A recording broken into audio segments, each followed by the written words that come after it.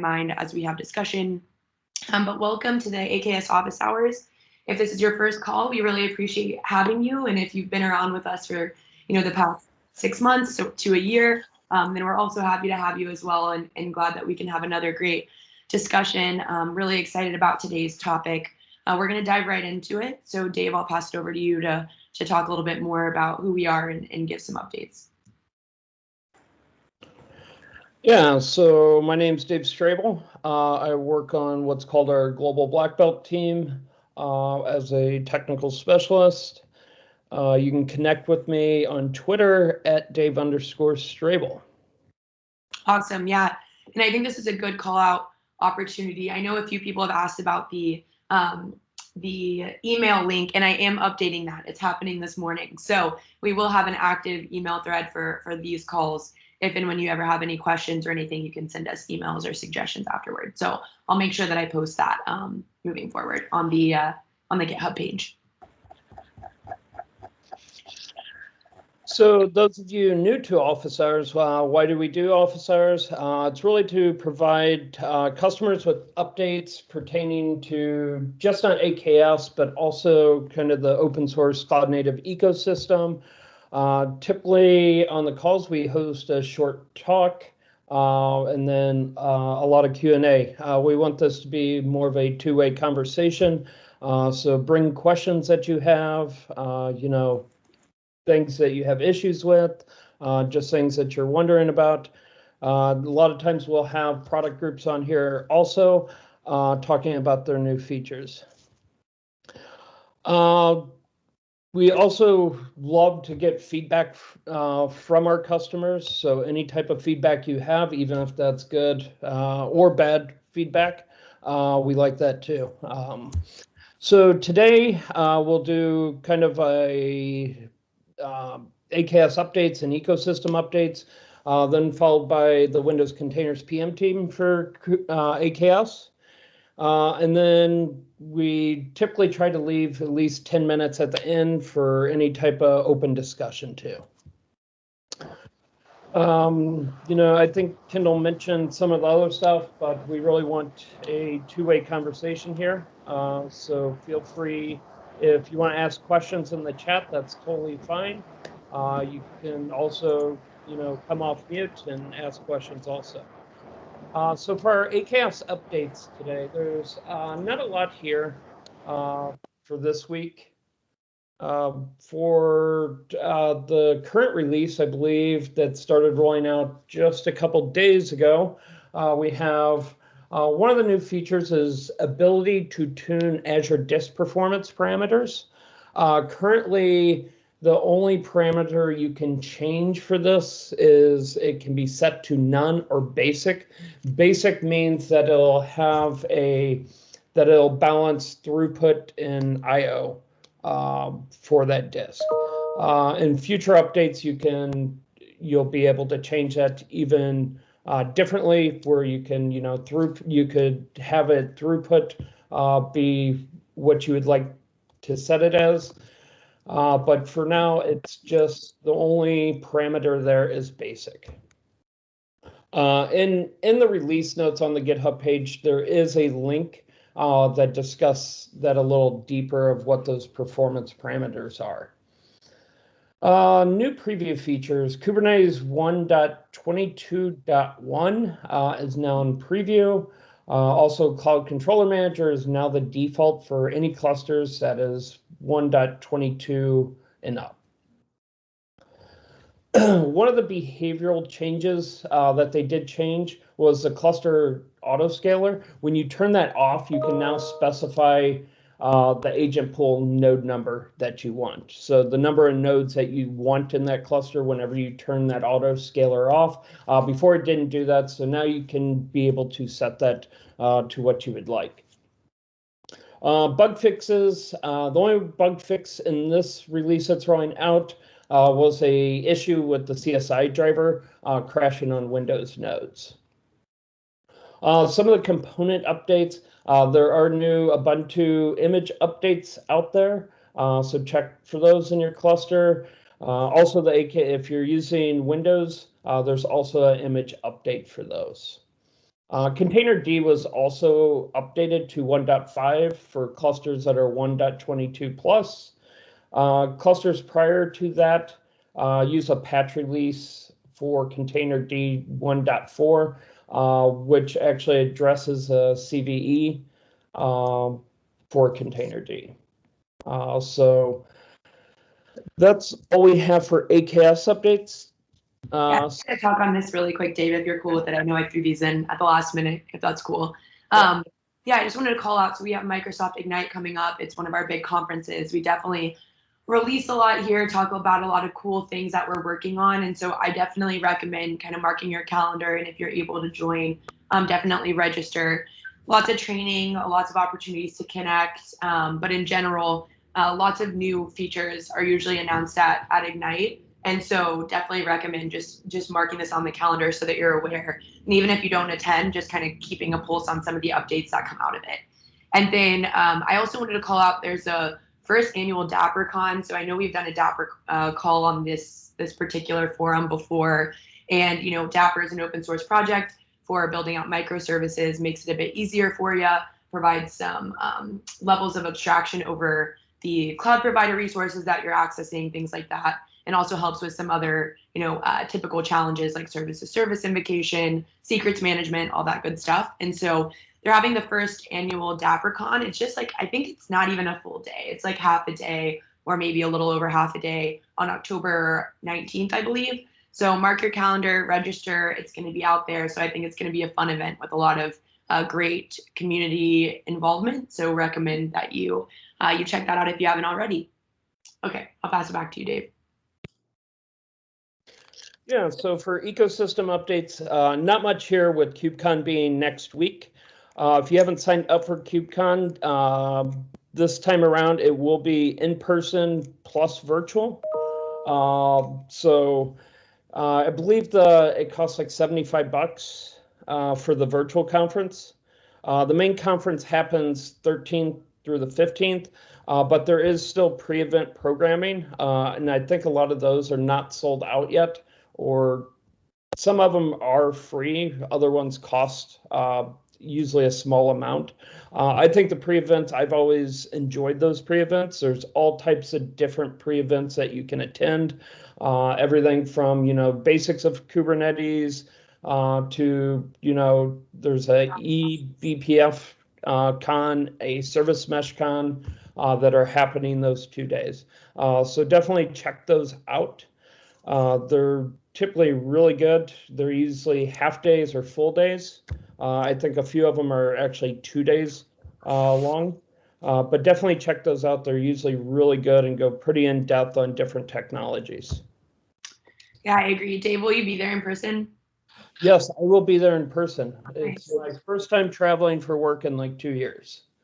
Yeah, so I'm not as fortunate, but if you see Dave, if you're there, if anyone's going, definitely get his autograph because, it's a big deal.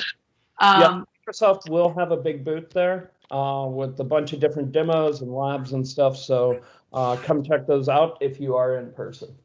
Awesome. Okay, cool. And then I threw one in. I think somebody may have even talked about this. This may be the live event that y'all were mentioning, but on October 5th, they did a Kubernetes 122 release kind of overview.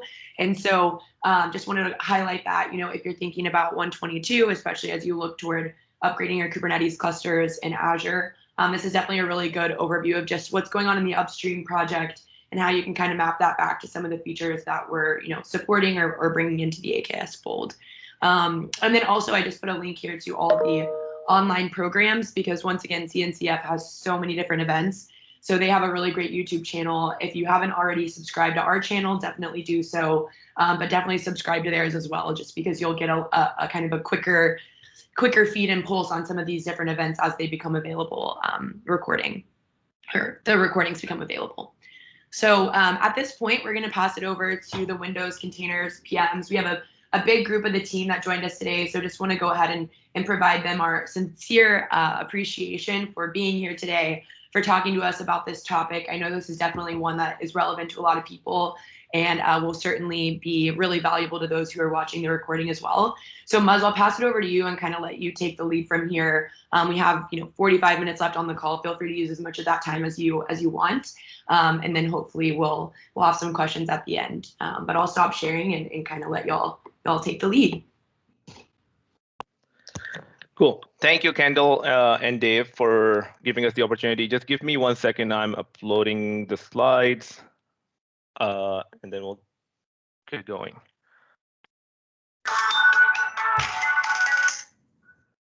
Hello, Smart.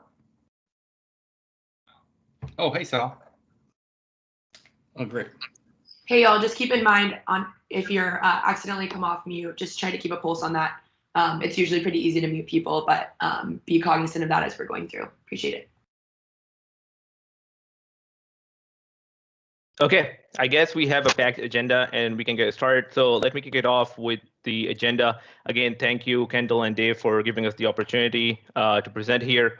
So in terms of agenda, I'm going to kick us off with a quick recap of where Windows on AKS has been, a little bit of history, and also the market forces and demand we're seeing in terms of Windows containers, a little bit of highlight of what we are seeing. That would make sense going into the future sections. Then Justin Davies, who is our new Windows on AKS PM on the AKS side, who took over from Keiko, will explain the roadmap and what we're working today.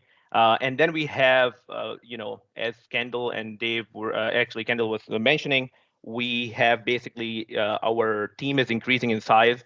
We have Marguerite, Vinicius, Brandon, and Craig, who are going to go through some deeper stuff for Windows containers. So with that, I want to quickly give 1 minute to all the presenter to introduce yourself. So starting with Justin, do you want to go first? Yeah, hi, so Justin Davis. I'm a PM on the AKS team, looking after enterprise experience, so how our enterprise customers use AKS, as well as responsible for Windows and AKS as well. I used to be part of the same team as Dave a couple of years ago as well, so nice to meet everybody. Cool. Brandon? Hi everyone, my name is Brandon. I'm a PM on the Windows Containers platform team, mostly focusing on various things relating to the core capabilities of Windows Server containers, Hyper-V containers, and even in some cases the client containers like Windows Sandbox. Cool. Thanks, Brandon. Marguerite? Hello everyone, my name is Marguerite. I'm a program manager leading the container platform team, primarily focusing on AKS, Windows containers on AKS and AKS HCI. Thanks, Marguerite. Craig? Hey there, I'm a PM also on the container platform team, and yeah. Cool. And Vinicius? Hey folks, also a PM on the Windows Container Platform team, focusing more on toolings and solutions that help customers adopt Windows containers on AKS more easily. Thank you, Vinicius. So as you could tell, we have a large team, and this is just partial team, but we have a growing team here. So let's get started with Windows on AKS. Just a quick recap for those who haven't used Windows on AKS before, and for those who have used it also, it's a good reminder. So basically, Windows containers on AKS is just adding a node pool, a Windows node pool to an to an AKS cluster. So when you create an AKS cluster, as we all know, it comes with a primary Linux node pool that is used for management services and stuff. You could add a Windows worker node pool to it, and that's where your application would run. Basically, it's a group of VMs. Just a little bit of history. We, in 2018, Kubernetes upstream is where Microsoft worked with the community to bring the support for Windows containers. At that time, it was it was very limited.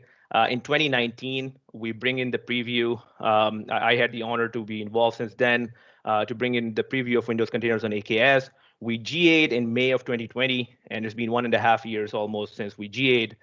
So we have come a long way. in terms of features and maturity and reliability of Windows containers on AKS. So a couple of things just to call out. With still the OS version for Windows we support is 2019. We'll cover in roadmap what our plans are for 2022. Today we only support process isolated containers. Again, on the roadmap we'll discuss on Hyper-V isolated containers. But and in terms of networking, this is one of the changes that often folks forget is that we only support Azure CNI for Windows containers on AKS. For Linux, you have the option of KubeNet and Azure CNI, but for Windows, we only support Azure CNI. Windows containers on AKS is available in every region. Today, we're supporting today Nano server, Nano base image. So we basically ship 3 base images from Windows team. One is called Nano, the smallest one, then Server Core, which is the medium size, and then we have the full Windows image. The purpose of Nano server image is basically running smaller .NET Core kind of applications. We are seeing the need for utilities and add-ons customers are building. There are customers who also want to build .NET Core applications on Nano because their affinity to Windows. And so we see quite a bit of that. But the server core images are the most popular one we have today. I would say 80 to 90% of our customers are using that. And that's where you get the compatibility needed for .NET Framework applications and most of the applications. The third one we're right now working towards and would be enabled soon would be full Windows image. That is where you have full compatibility of a VM. So with that, let me quickly move on to what we are seeing. The why we're seeing the demand of Windows containers. What are the use cases we're seeing from customers? And then that will get us to why we are working on these features in the roadmap. So with that, so basically there are 2 cohorts of generally customers we see that are trying to move to Windows containers on AKS. The primary motion there is lift and shift. Basically, the customers have a bunch of VMs running Windows applications, variety of Windows applications today. Almost every customer in the world have some kind of Windows real estate. Some of them have much more. Some have a smaller footprint of Windows. But you would definitely see some Windows application real estate in almost every customer. So they start with moving it and lifting and shifting it to the cloud. That's when they start thinking about modernization. And if they have already chosen Kubernetes for their Linux application, they also want to run the Windows application with a single control plane and a single pane of glass. So that's where we start seeing the demand of Windows containers on AKS when customers start thinking of modernizing those workloads. Now we have seen that the customers are in various journeys. You have customers who are just starting. There are customers who have been on Windows containers for more than a year in production, and they are now actually slicing and refactoring the code and making it more microservices. They start with a very monolithic kind of app, and then they start going into the microservices. The other thing we have seen is when customers are using Kubernetes, they don't want to think too much about OS. They want things to be working between Windows and Linux, in a similar fashion. And this parity between the operational experience for Linux and Windows has been a huge demand because when the customer teams or the companies are trying to move to the Kubernetes, they do not want to think about Windows differently, and that's been our focus, in the last year or so. The last thing we are seeing is last year, due to COVID, we have seen the acceleration to cloud and digital transformation, which accelerated the need of using Windows containers because a lot of customers started with Linux. Some customers were Windows only shops. They all started thinking of how to move to cloud. And when they were thinking about it, they were also thinking about how we can modernize our operations using Kubernetes. So today we have hundreds of customers running Windows containers in production, and we've seen quite a spike in usage last year. And customers are actually going to the next scale with Windows containers. With that background, I'm going to hand it off to Justin for the roadmap. Thank you, Muzz. So, as Muzz said, Windows containers haven't been around for an eternity, and so we're now really focusing our roadmap over the next semester at least to be able to build up the fundamental elements of Windows containers. So, looking at the infrastructure, how do we actually do scaling? How do we make sure that the stability is there for Windows containers? Improving the security posture, which we'll talk a little bit more about when we actually look at the roadmap itself. And then really thinking about tuning Windows containers. So how do they run the best they possibly can do as well? We listen a lot on GitHub and you as a community as well. So we would like that feedback to keep on coming. So it really does help to be able to focus us in terms of where we need to be focusing our work going forward. And then finally, the last two, app compatibility. So things like support for GMSA, print server, really looking at customers who have legacy is the wrong word, existing workloads on premise or on VMs and wanting to be able to migrate those over to AKS. And one of the main focuses as well is that it's difficult when Kubernetes has been around for as long as it has and had the focus of it being open source and Linux focused, that actually it's difficult to be able to just from the get-go say that we are going to have parity in Windows for what we also have in Linux as well. But from an AKS team perspective, we are super focused on that. If there's a new feature which is being lit up on Linux, we want to make sure that that feature is also being lit up on Windows as well. Next slide, please. So in terms of the roadmap now going over into 2022, with this semester, or this quarter, should I say, we are looking to be able to GA Calico network policy, WinDSR or direct server return being enabled, GAing Containerd, which is just something that's critical that has to happen, obviously, because Docker is being deprecated, as well as GMSA v2 going into public preview in the next few weeks as well. So GMSA v2 is whilst you can do GMSA on AKS at the moment, GMSA v2 is kind of like the next iteration of that. Surprise, surprise, with it being called v2, where we just make things an awful lot easier for you to be able to actually light that up as well. As we go into Q1, we're starting work shortly on host process containers. So again, improving that security posture that we have for Windows containers on AKS, as well as lighting up Azure CNI v2 on Windows containers. Azure policy support, as well as AAD pod identity in preview, hopefully in Q1 next year. And moving over to Q2, Windows 2022. Obviously, we want to make sure that that is there and supported, as well as network policy for Windows and CNI v2, hopefully going to GA at that point, as well as OSM support for Windows going into preview. And then looking much further over into the year, Hyper-V isolated mode containers, as well as GPU support. And for anyone that has actually dealt with Windows containers, they can be quite large. So teleport support is something that we're looking to be able to make sure that we light up as well. So with that, I think I'm now handing over to Brendan. Is that right? Yep, that's correct. Cheers. Thanks, Brendan. All right, so kind of as Justin might have mentioned earlier, we have started introducing a new feature for Windows containers called Windows Host Process Containers. This is effectively a similar equivalent to privileged containers on Linux. So what this allows for is for you to run a containerized workload directly on the host as if it were a process running on the host.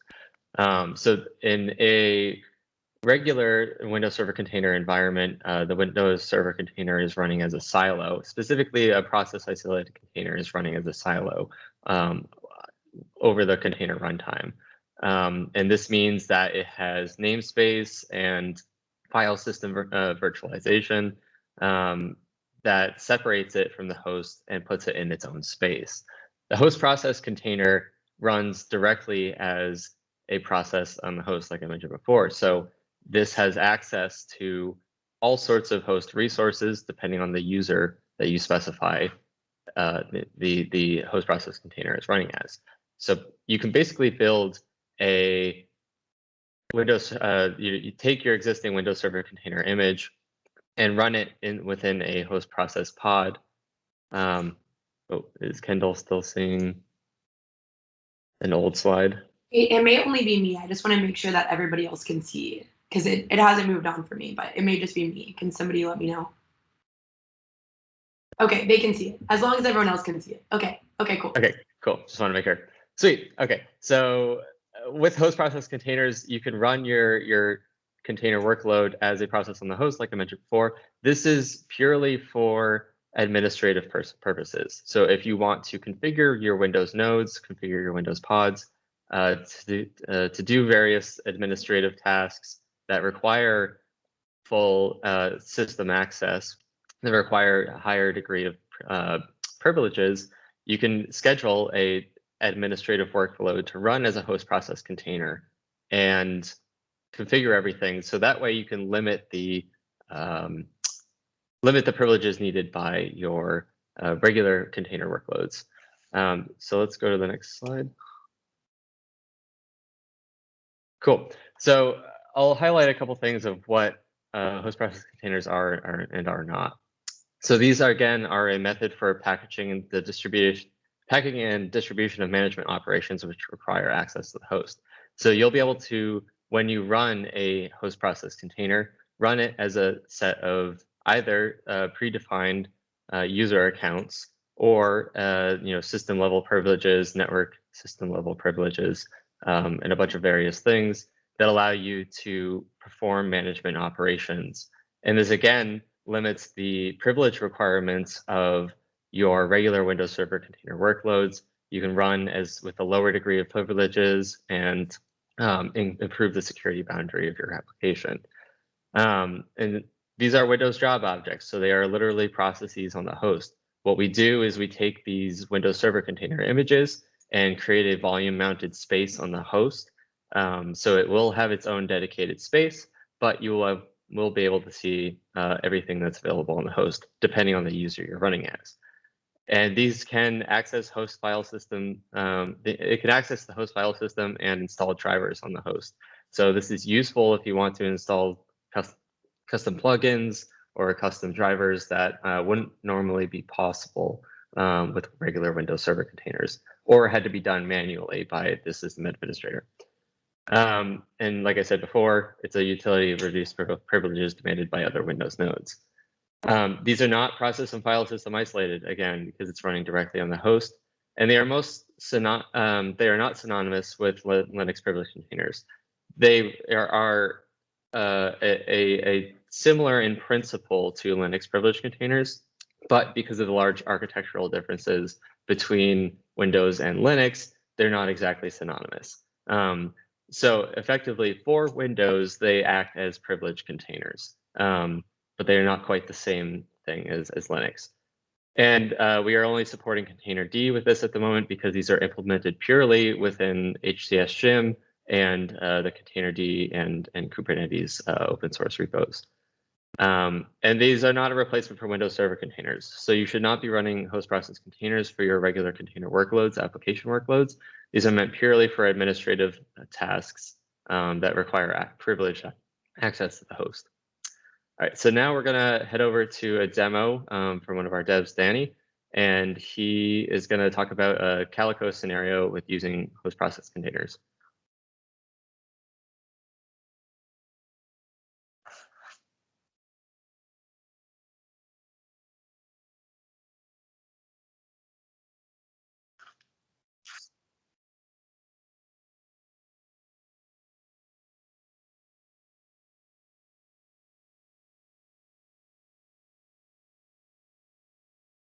Should we be hearing audio or anything at this point?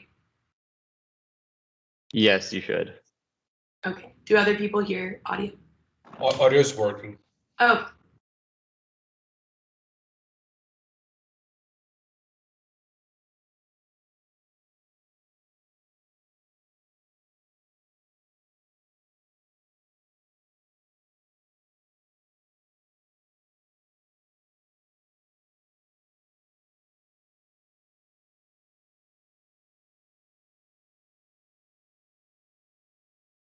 Yeah, I can't hear. Yeah, I can hear me and I can hear other people, but I don't hear any audio right now of anyone.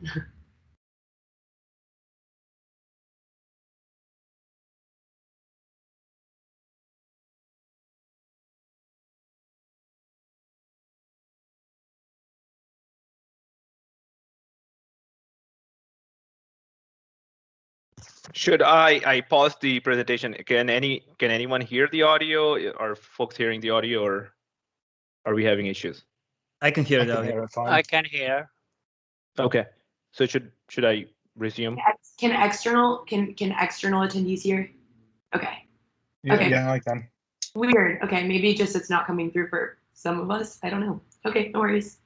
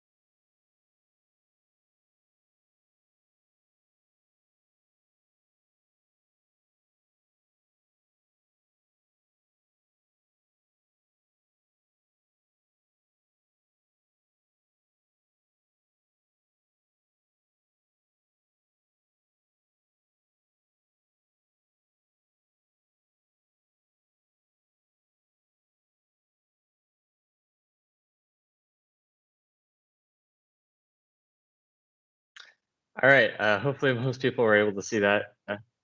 Hopefully it doesn't. Yeah. Yes. Okay. Thanks. Thanks, Muz. So hopefully everyone was able to watch that video. Like I mentioned before, host process containers are available in 122, and we'll be aiming for beta in 123. So if you have any questions on this, feel free to reach out to us, and I'll hand it off to I think Marguerite. Thank you, Brandon. So I'm going to spend a few minutes to talk to you about GMSA for Containers v2. As we're all aware, Windows containers cannot be domain joined, and this is by design. And this creates problems for applications which run in those containers and need to authenticate against Active Directory. So to solve this problem, we can use a GMSA, or what it stands for is a Group Managed Service Account. And this is a special service account which was released with Windows Server 2012. And it's used in cases where multiple machines need to use the same identity without knowing the password. So our first attempt to solve this with GMSA, this problem with GMSA for containers, we internally call it GMSA for Containers v1. And then, as you can imagine, v1 wasn't perfect. So there were multiple flaws with this approach, but the big ones were that with the v1, we needed to domain join the nodes for all this to work. And this was creating difficulties during node upgrade and so on. Oh, okay. So to solve this issue, we invented a GMSA for Containers v2. And then the difference here is that v2 uses what we call a portable user identity, which is stored in a secret store. You can imagine Azure Key Vault, for example. Now, on the host, we introduced a new component called a container a credential guard. This was released with Windows Server 2019. So Windows Container Credential Guard uses the portable user identity to talk to Active Directory to fetch the GMSA account and then give it later to the containers. The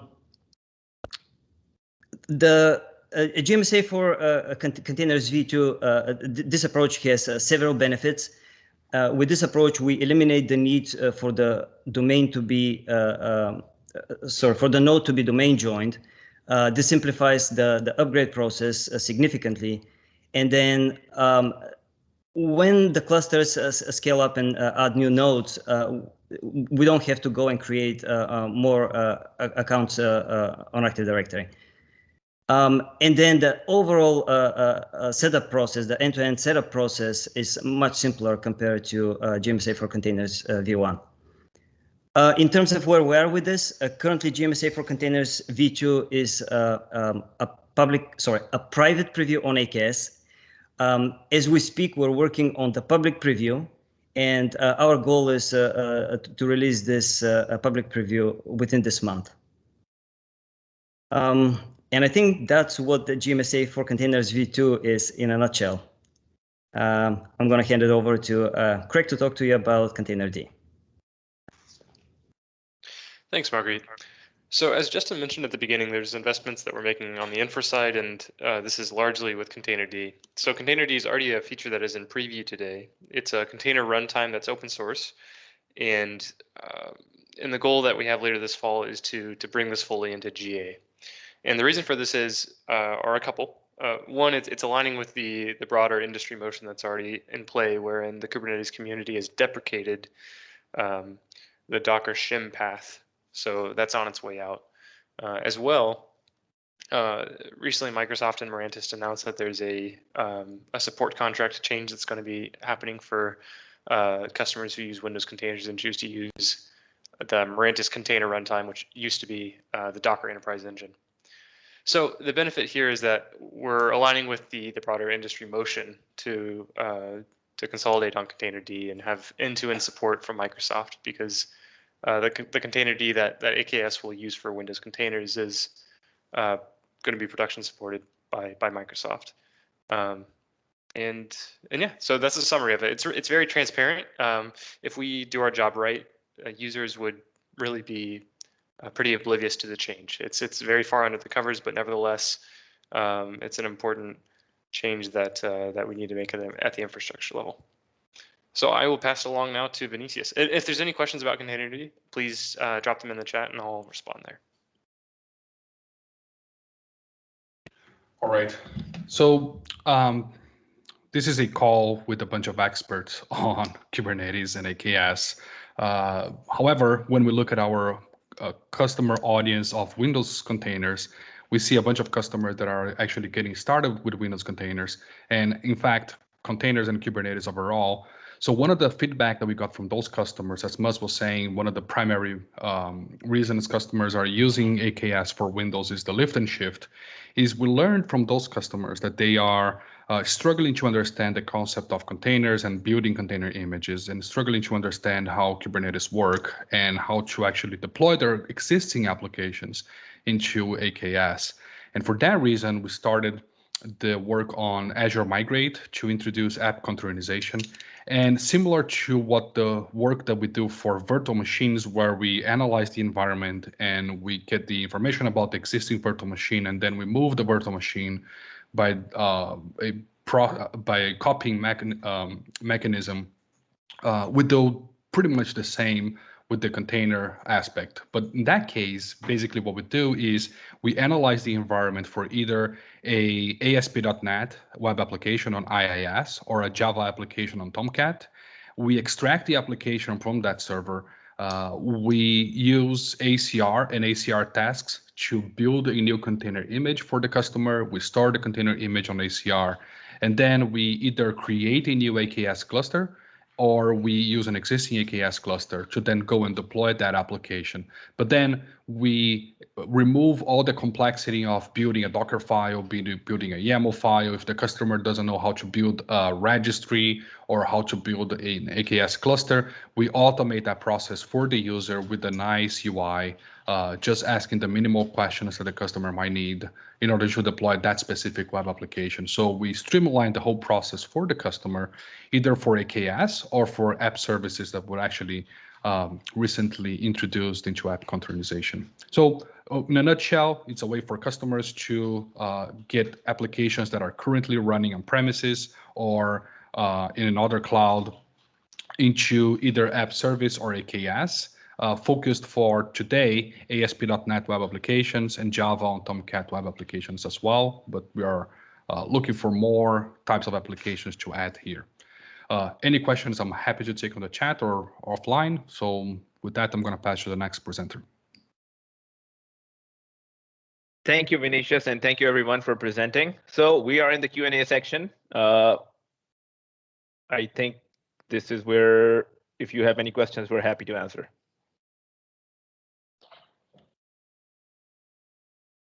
Yeah, so everyone feel free, if you have questions, this is a great opportunity to do so. We have almost, what seems like a lot of the team here. So if you have questions around Windows containers, even if it wasn't specific to something we covered today, that would be a good opportunity.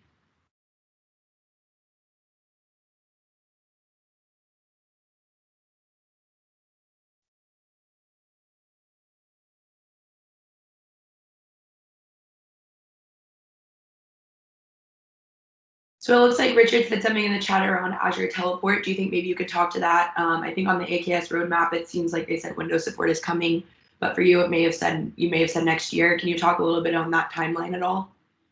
And maybe what it is for people who don't know? Sure. Then I think Craig, do you want to explain Teleport a little bit more first, and then I can talk about the timeline? Sure. So yeah, the concept behind Teleport is to vastly improve the time it takes to run a container in Azure. So when you're pulling a container image, if you've not pulled it before on a worker node or something, you have to pull that image down from the internet, and that takes time to pull those layers onto your machine and then extract them. And we're making investments in a technology wherein we could effectively already have these layers pulled somewhere in Azure. And when you say, hey, run this container, we will hook up those layers to the node where you want to run that container. And so you basically bypass the need to pull it, and the layers are already extracted, and so it just runs. So the time it takes to run a Windows container, we know that they're beefier than Linux. It's a common feedback that we get. Teleport is an investment that we're making to address that and vastly improve the time it takes to do that full pull to run process. Thank you, Craig. Yeah, Craig is the expert in that area, so I wanted him to give a chance to do that. Azure Teleport is something that excites us very much, and you see the image pull time, which is a big issue in Windows, like being significantly reduced in our initial experiments. Now, in terms of roadmap, there is something. There needs to be a file system which is called SimFS that Teleport needs, and we have been working towards that goal. So that is the kind of a prerequisite for lighting up Azure, Teleport for Windows containers on AKS. In terms of timeline, this semester, I think initially the thinking was we'll be able to move forward with it. But because of the other features we just presented, host process container, GMSA, which has much more demand and much more immediate need, it kind of got pushed to the next semester, which is starting in January 2022. So that's where I don't know where the confusion is coming from, but Justin and I can update the roadmap to reflect the reality there. There is a lot of demand. We're working on it. We want it to be available soon. There's just a lot of missing pieces, like the platform pieces there that needs to be done. And in terms of priorities, we just have to prioritize, based on the demand we're seeing. Awesome. Richard, yeah. did that? Oh, sorry. Go ahead. I was just asking Richard if that answered his question. Yeah, of course. I posted a link to the roadmap item on the AKS thing, so you can have a look in there as well. Okay, sounds good. Thank you. Yeah, so there's another good question here. Well, there's a couple. So Niels, there was a question around vulnerability scanning of containers. I know that there's a couple of things in the roadmap that we covered on that roadmap call that the security center team that works, on AKS can talk a little bit about. But I also think we might try to have them on the call within the next session or two. So hopefully they can talk a little bit more about their longer term roadmap. But I definitely think there's going to be more and more integration with security and scanning and things like that on our end. And then there's another great question here from Darwin, and he said, I'm fuzzy on use cases for Windows containers. Whenever I do this, my head explodes. Is it mainly to have a container that runs IIS? What about custom Windows services? So I just want to caveat this here. I think there's a lot of times when customers sometimes get confused around what's a really good candidate and what's not. So I'm curious from y'all's perspective, what would be your elevator pitch on this? And then maybe are there resources out there that kind of say what is and isn't a good use case for a Windows container? Sure, I can take a stab and then I'll let others in my team speak to it. So yes, Darwin, you're right. It's not just for IIS, although IIS is predominantly where we see customers using it, but we have customers running, Windows services, Windows jobs, the batch jobs, etc. Anything that's basically headless, they are trying to move to Windows containers. And the reason for moving to containers could be many from their perspective. Some people are looking at density. They get better density from moving from a VM. But there is a big move of operational efficiency, and the customers are choosing Kubernetes. If they choose Kubernetes for their Linux, then they want to have that same control plane for their Windows as well. You do not want to have different kind of operational plane, folks running VM separately with and Kubernetes, a team running Kubernetes clusters and then a team running VMs. So basically that's the motivation we see. But Justin or Margaret, anybody, if you want to add anything else? Yeah, sure. I think sorry, go on, Marguerite. You go first, and then I'll go. Go ahead, Justin. It's okay. So I think I've kind of come at it in a different way. In all honesty, I think there are a number of Windows workloads that customers desire and want to be able to run in Kubernetes, and I think the abstraction that Kubernetes provides to your cloud infrastructure, specifically your cloud infrastructure, gives you that single operational plane or view to be able to actually run those. So I think it is about lighting up choice. I think, as Marguerite says, and with things like host process containers as well, we're trying to expand the workloads that can run on Windows containers. And hopefully, that list will continue to grow. I think there are challenges. The one that grates me a lot is the size of Windows container images, as we've discussed. But we will get there. We will get those resolved where the slick experience that you get with open source containers. We want to get that parity so that single pane of glass for your workloads is there and it's orchestrated by Kubernetes. Sorry, Marguerite, over to you. Yeah, just wanted to mention, like Maz said, we see headless application being moved to Windows containers on AKS, and those are the first group of those apps. Is those are apps which are a kind of almost like lift and shift. So people move them to Windows containers on AKS, and they expect them to work the way that they were. The second group that I've seen is people who want to modernize their applications, and they break them down into microservices. And this is another a pattern that we've seen. Definitely the first group is much larger. So guys, the reason my head explodes is, let's say my company has an environment that runs on 75 Windows servers front-ended by a load balancer, but it's mainly web, right? So to me, that's a perfect application to move to a container. However, it's not just an IIS application. We find out they have custom Windows metrics, they have custom Windows services. There's a whole bunch of little stuff that they've added on, and when I think about a custom Windows service, my head explodes in a container, right?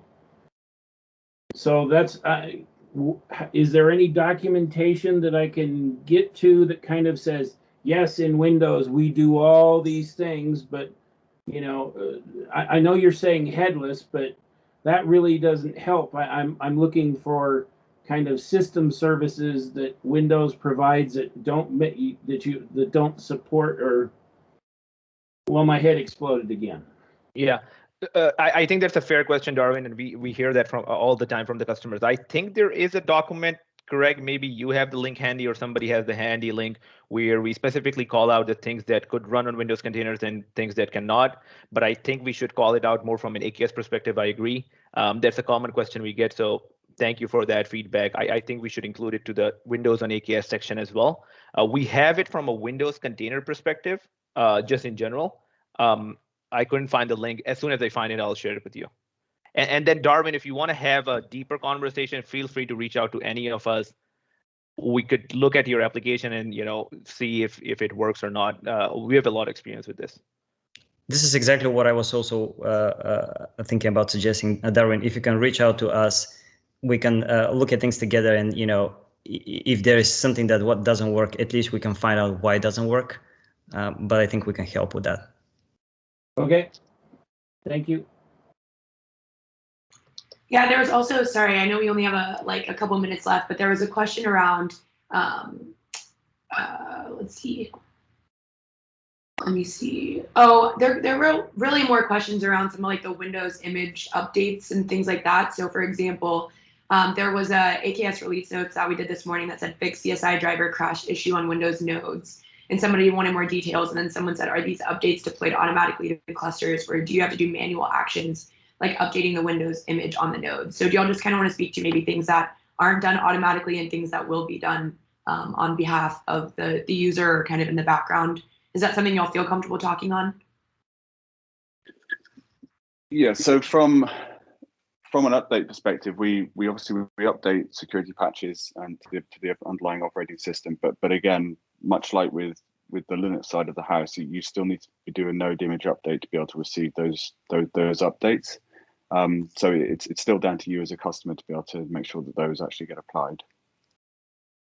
So really, what I would say is that keep an eye on the release notes, especially, for example, there's an AF Unix issue which was fixed in the 9C image, which also went out this morning, I think it was. Again, those things are kind of important to keep an eye on in terms of what we're doing to resolve some of the issues and issues that you may have hit that are being resolved by us.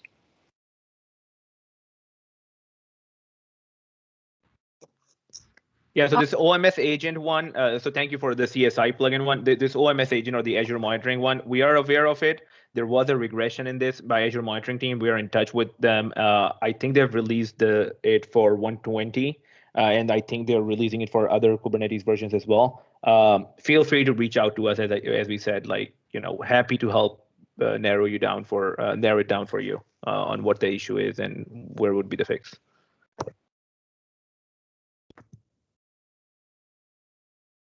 Awesome. Well, hey, thanks everyone. We are right at time, so I just want to take the time to thank everyone for attending, and thank the Windows team again for coming on and sharing all this great insight. I think this was really valuable.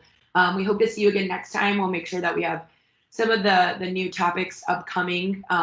So feel free to drop anything in the chat window if there are some others. I know the security team would be great to have on to talk a little bit about some of these updates that are being made, and I've already reached out to the program manager on that team. So feel free to drop any in the chat window you'd like to see. But thanks again for being here. I'll get this recording out today along with the one for the last call. So appreciate the patience there, and we will see you again next time.